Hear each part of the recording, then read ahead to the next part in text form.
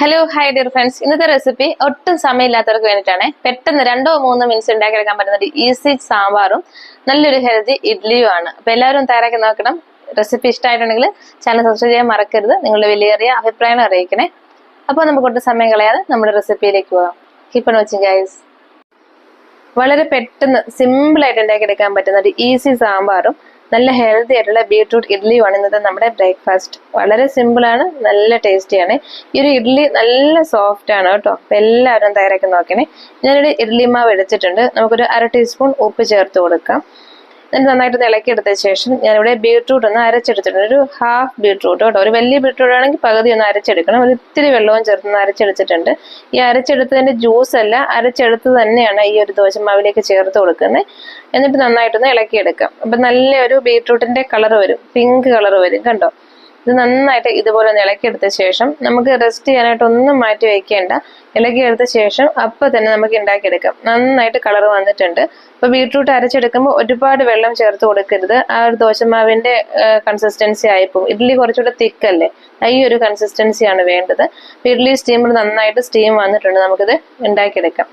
തീ ഒരു മീഡിയം ഫ്ലെയിമിൽ വെച്ചതിന് ശേഷം നമുക്ക് സാധാരണ ഇഡ്ഡലിയൊക്കെ കുക്ക് ചെയ്യുന്ന അത്രയും സമയം മതി.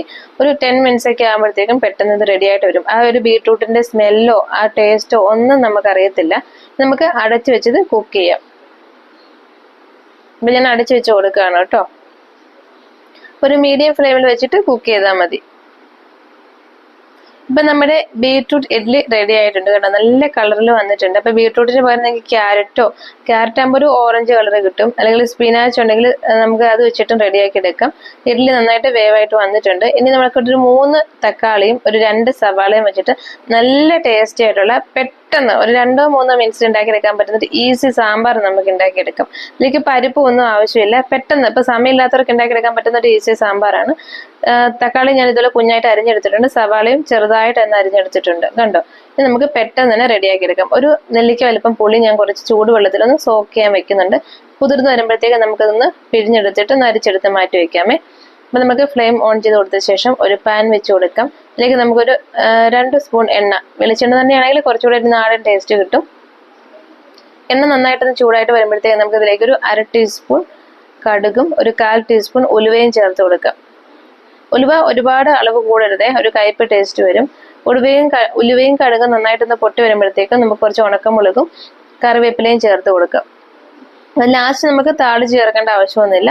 നമ്മൾ അരിഞ്ഞു വെച്ചിട്ടുള്ള സവാളയും തക്കാളിയും ചേർത്ത് കൊടുത്ത് നന്നായിട്ടൊന്ന് വഴറ്റിയെടുക്കാം. തീ കൂട്ടി വെച്ച് തന്നെ വഴറ്റിയെടുത്തോളൂ. സവാളയും തക്കാളിയൊക്കെ പെട്ടെന്ന് തന്നെ വഴന്നിട്ട് വരുമല്ലോ, ഒരുപാട് സമയമൊന്നും വേണ്ട. 1 ടീസ്പൂൺ ഉപ്പ് കൂടി ചേർത്ത് കൊടുത്തിട്ടുണ്ട്. നന്നായിട്ട് ഇളക്കിയെടുക്കാം.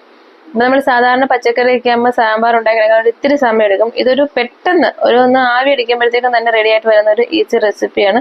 പക്ഷെ നല്ല ടേസ്റ്റിയാണ് കേട്ടോ. ഞാനിങ്ങനെ ഒരുപാട് തിരക്കുള്ള ദിവസങ്ങൾ ഉണ്ടാക്കിയെടുക്കുന്ന ഒരു ഈസി സാമ്പാറാണിത്. ഇവിടെ കുട്ടികൾക്ക് ഇത് ഇഷ്ടമാണ്, ഒരുപാട് പച്ചക്കറി ഒന്നും ഇല്ലാത്തത് കൊണ്ട്. തക്കാളിയും സവാളയും നന്നായിട്ട് വഴന്നു വന്നിട്ടുണ്ട്. ഇനി നമുക്ക് ഇതിലേക്ക് കുറച്ച് പൊടികൾ, സാമ്പാർ പൊടിയാണെങ്കിൽ നിങ്ങൾക്ക് ഈ സമയത്ത് സാമ്പാർ പൊടി ചേർത്താൽ മതി. 1/2 ടീസ്പൂൺ മഞ്ഞൾപ്പൊടി, 1 ടീസ്പൂൺ മുളക് പൊടി, പിന്നെ ഒരു 2 ടീസ്പൂൺ മല്ലിപ്പൊടി, പിന്നെ ഒരു ഇത്തിരി കുരുമുളക് പൊടിയും ചേർത്ത് കൊടുക്കുന്നുണ്ട്. അപ്പൊ ഞാൻ ഈ പൊടികൾ ചേർത്തിട്ടാണ് സാമ്പാർ ഉണ്ടാക്കി എടുക്കാറുള്ളത്. അപ്പൊ നിങ്ങൾക്ക് സാമ്പാർ പൊടിയാണ് കയ്യിലുള്ളതെങ്കിൽ സാമ്പാർ പൊടി മാത്രം ചേർത്ത് കൊടുത്തിട്ട് ഇളക്കിയെടുത്താൽ മതി. ഏതാണോ കയ്യിലുള്ളത് അങ്ങനെ ചെയ്താൽ മതി കേട്ടോ. നന്നായിട്ട് ഇളക്കി ആ ഒരു പൊടികളുടെ ഒരു പച്ച ടേസ്റ്റ് ഒക്കെ മാറി വരുമ്പോഴത്തേക്കും നമുക്ക് പുളിവെള്ളം ചേർത്ത് കൊടുക്കാം. പുളി നന്നായിട്ടൊന്ന് പിഴിഞ്ഞെടുത്ത ശേഷം ഒന്ന് അരിച്ചെടുത്തിട്ടുണ്ട്. ഇനി ഞാനിവിടെ 1 കപ്പ് വെള്ളം കൂടി ചേർത്ത് കൊടുക്കണം. എത്രത്തോളമാണ് വെള്ളം വേണ്ടത് അതനുസരിച്ച് വെള്ളം ചേർത്ത് കൊടുക്കാം. നന്നായിട്ട് ഇളക്കിയെടുക്കാം. നന്നായിട്ടൊന്ന് തിളച്ച് വരട്ടെ കേട്ടോ.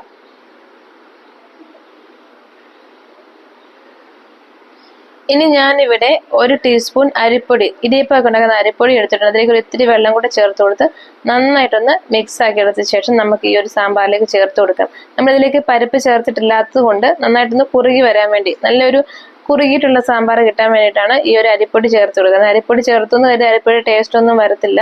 നല്ല കുറുകിയിട്ടുള്ള നല്ല ടേസ്റ്റി ആയിട്ടുള്ള സാമ്പാറാണ് കേട്ടോ. അപ്പൊ പരിപ്പൊക്കെ വേവിച്ചെടുക്കുന്ന സമയം എടുക്കുമല്ലോ, പെട്ടെന്ന് ഉണ്ടാക്കിയെടുക്കാൻ പറ്റുന്ന ഒരു സാമ്പാർ ആയതുകൊണ്ടാണ് ഈ അരിപ്പൊടി ചേർത്ത് കൊടുത്തത്.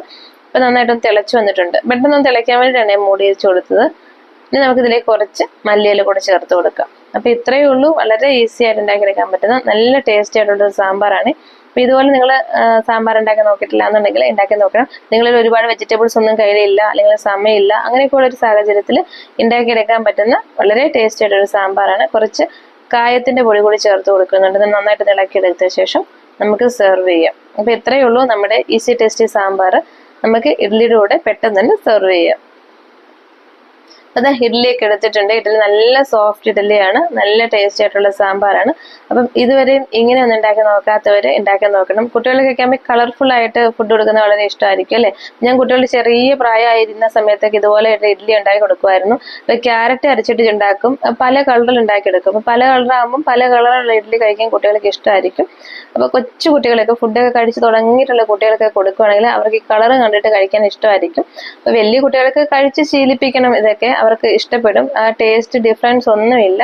നല്ല ടേസ്റ്റിയാണ്, നല്ല സോഫ്റ്റ് ആണ്, അതേസമയം നല്ല ഹെൽത്തിയുമാണ്. എല്ലാവരും തയ്യാറാക്കി നോക്കിയിട്ട് ഫീഡ്ബാക്ക്സ് അറിയിക്കാൻ മറക്കരുത്. റെസിപ്പി ഇഷ്ടമാണെങ്കിൽ ചാനൽ സബ്സ്ക്രൈബ് ചെയ്യാൻ മറക്കരുത്. See you soon next video. Take care. Until then by.